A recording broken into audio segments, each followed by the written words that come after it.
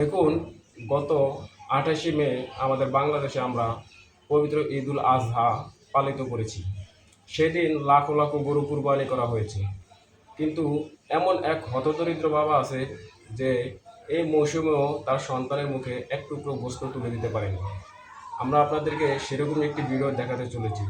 ভিডিওটি দেখে অবশ্যই আপনার মূল্যবান মতামত কমেন্টে জানাবেন। ভিডিওটি দুঃখ কি জানেন ভাইয়া, আমার লাইফে যদি আমি ময়ূরও যদি যাই, আমার এই দুঃখটা থাইকা যাবে। এই এত বড় একটা কোরবানি গেছে, আমার সন্তানটাকে এক পিস মাংস খাওয়াইতে পারিনি। এই জিনিসটা আমার বাবা হিসাবে খুবই লজ্জা। তবে যদি ভাই হিসাবে বলতে বলেন, তাহলে ভাই হিসাবে একটাই কথা বলবো, ভাই আমার ভিক্ষা হইলো 2 টুকরা মাংস দেন। আল্লাহ রাস্তা যদি না দেন, আমার ভিক্ষা হিসাবে হইলো আমার 2 টুকরা মাংস দেন।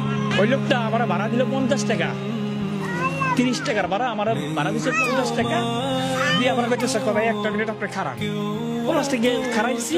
খারানোর পরে সে আধা কেজির একটা পোটলা নিয়ে আসছে, দিয়ে কইতেছে ভাই আপনি কাইন্দেন না, আপনার সন্তানটারে নিয়ে আপনি মাংসটা পাকাইয়ে খাইয়েন।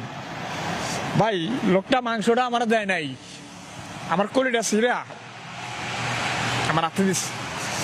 এতটুকু খুশি তারপর আমি আল্লাহর কাছে দোয়া করি, আমি যত বছর বাঁচবো আমি ওই লোকটা এরকম দোয়া করবো যাতে ওই লোকটা ভবিষ্যতে মনে করেন এরকম অসহায় কিছু মানুষ যদি তার সামনে পড়ে, সে যাতে মনে করেন দান সাক্ষাৎ করতে পারে, সেই তৌফিকটা আল্লাহ পাকে যাতে তার দেখ।